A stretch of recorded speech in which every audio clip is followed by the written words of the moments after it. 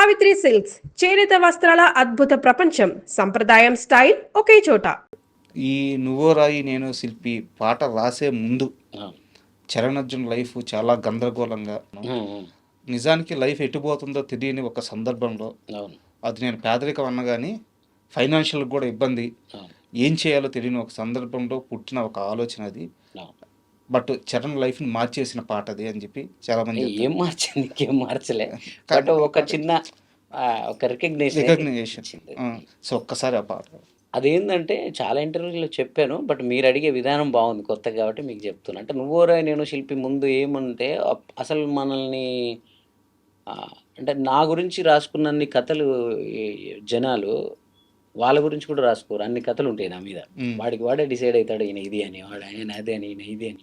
So ఆళ్ళకేం ఆనందమో తెలవదు నాకు అడ్డంకులు క్రియేట్ చేయడంలో. అది నేను దాన్ని తర్వాత అర్థం చేసుకున్నది ఏందంటే అది నేచర్ మనతో చేయిస్తుంది. మనం స్ట్రాంగ్ అవ్వాలి. మనం ఇంకా చాలా కాలం ఈ ఇండస్ట్రీలో, ఈ ప్రజల్లో, ఈ పాటల రూపంలో ఈ ప్రజలకు సేవలు చేసేది ఉంది మనం. లాంగ్ స్టాండింగ్ కెరియర్ మనకు ఉండబోతుంది కాబట్టే అంత ఈజీగా మనకు సక్సెస్ రావట్లేదు. మనల్ని నేర్పుతుంది నేచర్ ఏదో మనకి. సో ఇది కూడా అందులోంచి భాగమే అని చెప్పి ఇప్పుడు నేను మ్యూజిక్ డైరెక్టర్. నేను మ్యూజిక్ డైరెక్టర్ అవుతానంటే నీకెందుకు మ్యూజిక్ డైరెక్టర్, నువ్వు పాటలు రాసుకోవచ్చు కానీ ఒక ఆయన సలహా ఇస్తాడు. ఇంకొక ఆయన సంగీతానికి నీకేం సంబంధం అంటాడు ఆయన. ఇవన్నీ నాకు ఎంత కోపం వచ్చేదంటే నువ్వెవడరా డిసైడ్ చేయడానికి. సంగీతానికి నీకు సంబంధం అంటే నువ్వు పాటలు రాసుకోవచ్చు, లేకపోతే నువ్వు ఎక్కడ మ్యూజిక్ డైరెక్టర్గా గెలుస్తావు. నువ్వు అంటే మనం చేసిన కొన్ని సినిమాలు అంటే మనకు తెలివి లేకో లేకపోతే మెయింటెనెన్స్కో మొహమాటానికో ఒప్పుకున్న కొన్ని సినిమాలు ఉంటాయి. అవి సరైన రిజల్ట్ ఇవ్వకపోవడంతో అవి మన మీద పడిపోయి మనం సక్సెస్ అవ్వం, మన పాట రీచ్ అవ్వదు. అసలు నువ్వు దాన్ని ఏమంటారంటే నువ్వు మ్యూజిక్ డైరెక్టర్, నువ్వు వద్దంటుంటే నువ్వు మ్యూజిక్ డైరెక్టర్ ఎందుకు చేసావు నువ్వు. మరి సక్సెస్ అయినవి ఉన్నాయి కదా. అప్పుడు నేను అనేది 'నువ్వో రాయి నేను శిల్పి' ముందు.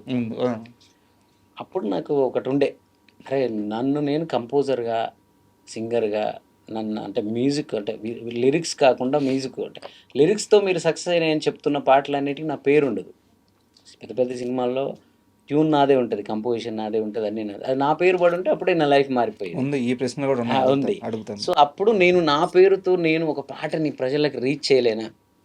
ఇప్పుడు వస్తున్న సోషల్ మీడియా యూట్యూబ్ను వాడుకొని నేను మిలియన్స్ తెచ్చుకోలేనా నా పాటలకి. అది సినిమా ద్వారా అవ్వట్లేదు. ఇప్పుడే వస్తుంది కదా యూట్యూబ్ వేదిక, దాని ద్వారా నేను ఎందుకు కొట్టలేనని. అందుకే మీకు 'నువ్వో రాయి నేను శిల్పి' సినిమా లాగానే ఉంటుంది పాట.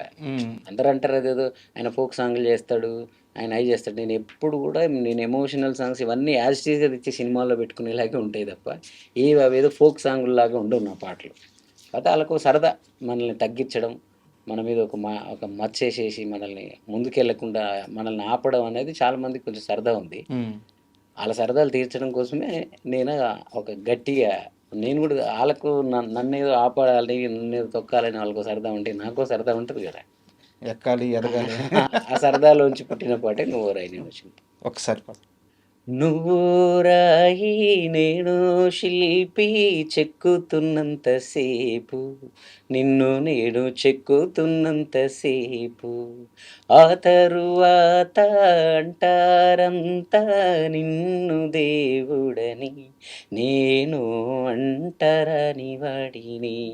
నీ గర్భగుడినే కట్టేటప్పుడు నేను పెద్ద మేస్తిరి, అది పూర్తయ్యాక లోనకొస్తా ఉంటే నన్ను బయటికి తోస్తీవి. నువ్వో రాయి నేను శిల్పి చెక్కుతున్నంతసేపు, నిన్ను నేను చెక్కుతున్నంతసేపు. మనసుకి మీ చాలా చిన్నప్పుడు ఫ్రెండ్ అన్న కానీ మీ ప్రయాణంలో స్టార్టింగ్ నుంచి ఉన్న ఫ్రెండ్ ఇప్పుడు చాలా పెద్ద మ్యూజిక్ డైరెక్టర్ అయిపోయాడు. ఎవరు చెప్పండి? ఎవరు? మీతో పాటే ఆయన ప్రయాణం మొదలైంది. భీమ్స్. ఇప్పుడు ఎలా ఉంది మీ అసోసియేషన్ భీమ్స్తో? లేదు అంటే మొదటి నుంచి మేమెంత క్లోజ్ మీద పడేంత ఫ్రెండ్స్ ఏం కాదు, అలాగని దూరం ఏం కాదు. ఒకరి క్షేమం ఒకరం కోరుకుంటాం, ఒకరి పట్ల ఒకరం. నేను వెంకటగిరిలో స్టూడియో ఉన్నప్పుడు తనకు అప్పుడు స్టూడియో కూడా ఏం లేకుండే, నా టీంనే. ఇప్పుడు కూడా తన దగ్గర మా కజినే ఉంటాడు, మేనేజ్మెంట్ అంతా. సో తను పెద్ద సినిమాలు చేస్తున్నాడు, తనకు ఎక్కువ బిజీ ఉంటుంది, తనకి ఎక్కువ వర్క్ ఉంటుంది అని చెప్పి నేను మా వాడిని కూడా డిస్టర్బ్ చేయను. సో మా వాళ్ళు మేము మా పనులు మేము చేసుకుంటాం. అప్పుడప్పుడు నీడ్ ఉన్నప్పుడు మాత్రం మనల్ని అడుగుతుంటారు. లేదా నా కింద టీం ఉంటారు. సో నాకు చాలా హ్యాపీగా ఉంటుంది భీమ్ సక్సెస్ చూసినప్పుడు. హ్యాపీగా మనలాంటి వాడు కూడా అక్కడ కూర్చున్నాడు. అతనికి అంటే ఎక్కడో మనకు కూడా కొన్ని కొన్ని ఫోబియాలు భయాలు ఉంటాయి కదా, వీళ్ళు ఇవ్వరేమో, మన అట్లా ఇంట్లో మనకు రాదేమో, అలాంటి వాటిని కొంచెం మనోడు పటాపంచలు చేశాడు భీమ్స్. అన్ని బ్రేక్ చేసి అక్కడ దాకా వెళ్ళాడు కాబట్టి ఆ రకమైన ఒక స్ఫూర్తిని అంటే మనం కూడా ఇంకొంచెం ప్లాన్డ్గా ఉంటే, ఇంకొంచెం కష్టపడితే, అంటే అందరికి ఒకే థియరీ పనిచేయదు, ఎవరు రూట్ ఆలది. ఇప్పుడు అతని థియరీ పనిచేసింది, అతను నమ్మిన మనుషులు అతనికి హెల్ప్ చేశారు డైరెక్టర్గా అడిగాను. సో అందువల్ల అతను అక్కడ వెళ్ళి కూర్చున్నాడు. హ్యాపీ అది. అండ్ మీ విషయానికి వస్తే రాజకీయ నాయకులకి, రాజకీయ పార్టీలకి పాటలు రాసి తప్పు చేశాను అని ఎప్పుడన్నా ఫీల్ అవుతున్నారా? నేను ఎప్పుడు ఏ విషయంలో తప్పు చేసినా నేను ఎప్పుడు ఫీల్ అవ్వను. రాయకుండా ఉండాల్సింది లేదా, నేను దానివల్లే ఈరోజు తెలంగాణ రాష్ట్రం, ఆంధ్ర రాష్ట్రంలో ఒక రాజకీయ పార్టీ పుట్టిన, ఒక ఉద్యమం పుట్టిన, లేదా ఒక వ్యక్తుల గురించి ఒక కథ గానాలు చేయాలన్నా చరణార్జునే అని చెప్పి పెద్ద పెద్ద టాప్ లీడర్లు అందరూ సీఎంలుగా ట్రై చేస్తున్న వాళ్ళు కూడా నా కోసం, చరణ్ కోసం మొహమాటం ఏం లేదు. సీఎంగా ట్రై చేస్తున్నారు కాదు, మీరు పాట రాసిన ప్రతి ఒక్కరు సీఎం అయ్యారు. సో నేను ఆ విషయంలో నాకు ఎలాంటి ఇంత కూడా అనుమానం లేదు. చాలా గొప్ప పాటలు రాశారు. కొన్ని రాష్ట్రాల రాజకీయ ముఖ చిత్రాన్ని కూడా మీ పాట మార్చింది. ఓకే, దాంట్లో ఎలాంటి ఇబ్బంది లేదు. కానీ చరణ్ అర్జున్ రాజకీయ నాయకులకి పాటలు రాస్తాడు, రాజకీయ పార్టీలకు పాటలు రాస్తాడు అనే ఒక ముద్ర వల్ల సినిమా అవకాశాలు తగ్గినాయి అంటే ఒప్పుకుంటారా? అది సినిమా అనే కాదు, దానివల్ల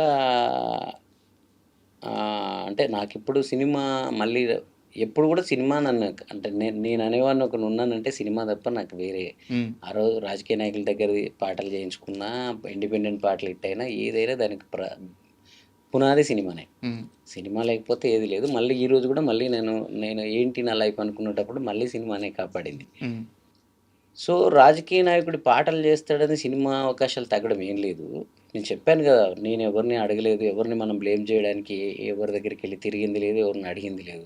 మనకు టైం వస్తుంది అని నన్ను నేను ప్రూవ్ చేసుకోవడం కోసం కొన్నాళ్ళు సినిమా కంటే ఎక్కువ నేను ఇండిపెండెంట్ సాంగ్స్కి ప్రాధాన్యత ఇచ్చాను.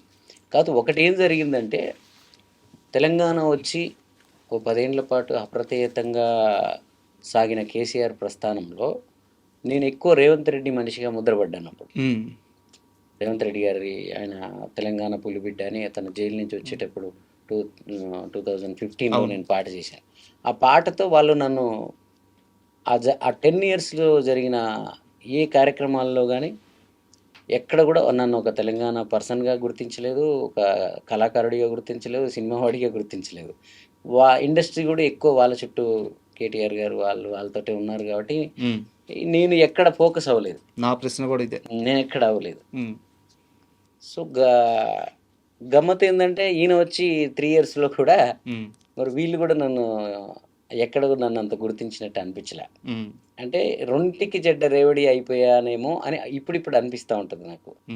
ఇదంతా వదిలేసి మొత్తం సినిమాల మీద ఫోకస్ పెట్టుంటే బాగుండేది కదా. నేను మీరన్న దాంట్లో ఎక్కడో ఇప్పుడు ఆల్మోస్ట్ ఈ గవర్నమెంట్ కూడా 3 years అయిపోయింది. సో నేనేమో ఒక పావుల పని చేయించుకున్నది లేదు ఎక్కడ ఎవరితో. వాళ్ళు కూడా ఇప్పుడు గద్దర్ అవార్డు ఏదో చేస్తారు ఫంక్షన్, కనీసం ఇన్విటేషన్ కూడా పంపరు నాకు. సో వాళ్ళు పంపలేదంటే ఒక రీజన్ ఉండే ఆ రోజు, ఓహో ఈయన మనిషిని కాబట్టి అని. మరి వీళ్ళు ఎందుకు పంపిస్తలేరా అని అర్థం కాదు. అందుకే ఈ మధ్య వదిలేసి మొత్తం మనకు సినిమాతోనే రాసి పెట్టి ఉండేమో సినిమాలో